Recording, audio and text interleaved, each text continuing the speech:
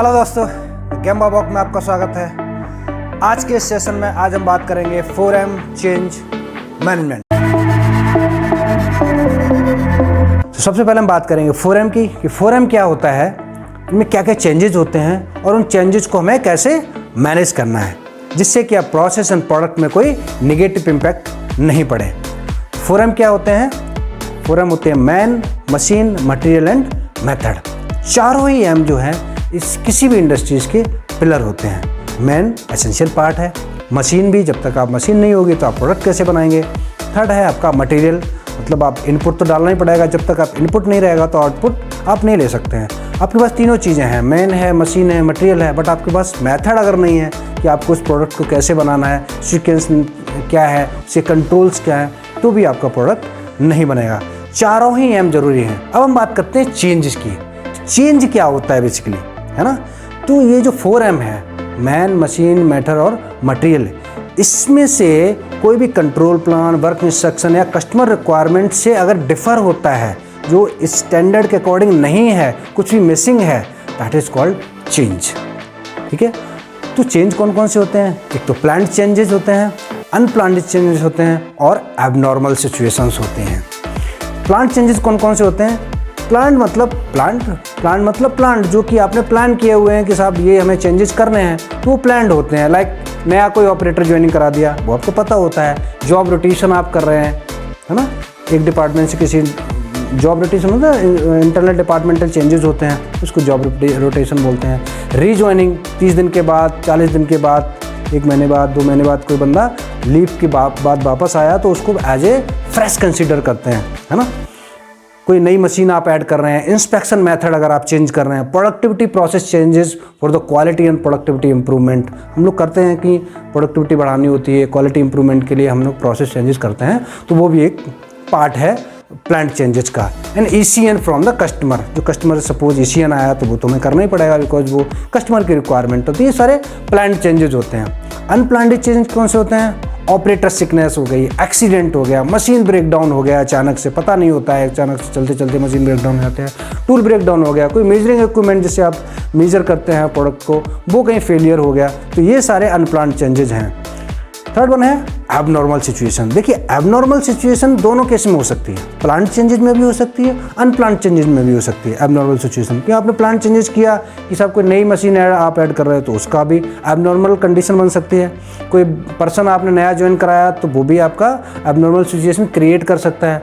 And unplanned में भी आपकी नॉर्मल सिचुएशन बन सकती है, एबनॉर्मल सिचुएशन भी बन सकती है। तो एबनॉर्मल सिचुएशन मतलब जो कि आप स्पेसिफिकेशन स्टैंडर्ड से भिन्न है, अलग है, एज पर स्पेक नहीं है, तो वो आपका एबनॉर्मल सिचुएशन। जैसे इंस्ट्रूमेंट एकदम से काम करना बंद कर दे आपका, अचानक से कोई इंस्ट्रूमेंट गिर जाए, टूट जाए, ऑपरेटर के चेक के दौरान अगर कोई पार्ट रिजेक्ट मिले उससे, ठीक है, ऑपरेटर का स्किल जो मिनिमम क्राइटेरिया है उससे भी कम है अगर ऑपरेटर का स्किल, तो भी वो एबनॉर्मल सिचुएशन है कि उस पर आपको शक रहता है और चांसेस हैं कि वो गलत प्रोडक्ट बनाए।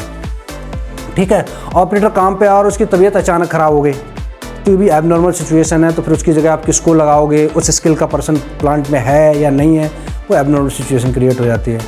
और लक्स लेवल आपका सही नहीं है, अगर रोशनी कितने रोशनी में आपको काम करना है वो आपका लक्स लेवल का प्रॉपर नहीं है, तो भी आपको इंस्पेक्शन प्रॉपर नहीं कर पाएंगे, तो आप जजमेंट प्रॉपर नहीं दे पाएंगे। तो लक्स लेवल वहाँ पे जरूरी है एज पर स्टैंडर्ड। और पहला ही पीस अगर शिफ्ट का आपका गलत बन जाए तो भी एबनॉर्मल सिचुएशन पूरा, अगर पहला ही पीस गलत बन गया तो फिर तो आपको दोबारा सेटअप अप्रूवल लेना है, मशीन को सेट करना है, तो वो एक एबनॉर्मल सिचुएशन होती है। कोई पोकायोके काम नहीं कर पा रहा है या प्रॉपर फंक्शन नहीं कर रहा है, या पोकायोके का आपने बाईपास कर दिया, ठीक है, तो ये सारे एबनॉर्मल सिचुएशन है। और दोनों कंडीशन में होता है, ये प्लान्ड चेंजेस में भी हो सकता है और अनप्लान्ड चेंजेस में भी हो सकता है। तो अब हम बात करेंगे 4M चेंज मैनेजमेंट कि उन्होंने मैनेज कैसे करना है कि आपके प्रोडक्ट एंड प्रोसेस पे इम्पैक्ट नहीं पड़े। देखिए, इसके लिए IATF 16949 में भी एक क्लॉज है 8.5.6.1 जिसमें उन्होंने लिखा है कंट्रोल ऑफ चेंजेस, एक रिक्वायरमेंट दी है। उसमें एक फर्स्ट लाइन जैसे सेंटेंस में अगर आपको बताऊं तो उसमें लिखा हुआ है the organization shall have a documented process to control and react to changes that impact product realization. तो ये रिक्वायरमेंट है, मैंने इसमें इसलिए लगाया हुआ है सो दैट कि आपको उसका भी रेफरेंस दे दें कि एक IATF की भी रिक्वायरमेंट है कि जब भी कोई प्लांट में किसी तरीके के कोई चेंजेस होते हैं तो उनके लिए आप सुटेबल कंट्रोल्स होने चाहिए। तो आपको जब भी कोई चेंज होते हैं इस तरीके, चाहे वो प्लांट चेंजेस अनप्लांट चेंज होते हैं जिसकी वजह से आपका एबनॉर्मल सिचुएशन क्रिएट हो जाती है, उसके लिए आपको क्या करना है, सबसे पहले जब कोई चेंज हुआ तो उसके बाद आपको जो भी पार्ट है उसको part to be kept separately with the forum change tag, उसमें फोरम चेंज का एक टैग लगा दें, ठीक है। उसके बाद रेट्रोएक्टिव और suspected lot check as per the forum change information. Retroactive समझते ना, रेट्रो मतलब आपने सुना होगा कि ये रेट्रो सॉन्ग्स हैं, मतलब पुराने गाने। तो जब भी कोई चेंज हुआ, सपोज किसी मशीन पे उसी समय कोई मशीन का पार्ट टूट गया है, मशीन अचानक से ब्रेक डाउन में आ गई, या वहाँ पे बंदा जो है जो ऑपरेटर लगा हुआ था वो चला गया, तो उससे पहले भी जो उसने माल बनाया तो वो भी एक सस्पेक्टेड हो जाता है, तो वो होता है रेट्रो। जब कोई चेंज हुआ उससे पहले का मटेरियल आपको चेक करना है, और उसके बाद जब आपने वहाँ पे चेंज के बाद जो मटेरियल बना उसको चेक करना है, ठीक है। तो दोनों का, क्योंकि सस्पेक्टेड हो गया सारा मटेरियल तो उसको चेक करना है, तो रेट्रोएक्टिव चेक भी करना है और सस्पेक्टेड लॉट को भी चेक करना है। सेटअप अप्रूवल, जब भी कोई नया बंदा वहाँ पे रखते हैं, कोई नया पर्सन वहाँ पे रखते हैं, कोई ऑपरेटर चला गया, बीमार हो गया या लीव पे है, उसकी जगह पे नया ऑपरेटर रखते हैं, तो उसमें दोबारा से आपको सेटअप अप्रूवल करना है and necessary quality checks to be done and record to maintain in forum change summary. जो भी फोरम चेंज समरी है उसमें उसको रिकॉर्ड करना है। उसके बाद containment check to be done and record to be maintain, containment check आपको करना है और सारा कुछ एक फोरम चेंज ट्रैकिंग शीट में अपडेट करना है। ये सारे फॉर्मेट जो है इसके साथ मैंने लगाए हुए हैं, इन फॉर्मेट्स को आप यूटिलाइज कर सकते हैं। इन फॉर्मेट के अकॉर्डिंग आपको ये सारा चेंज मैनेजमेंट का डेटा आपको रिकॉर्ड करना है। ये अब आपको एक ना एग्जाम्पल लेके हम आपको समझाते हैं कि हमें कहाँ पे क्या क्या प्रोसेस स्टेप्स लेने हैं फोरम चेंज के केस में।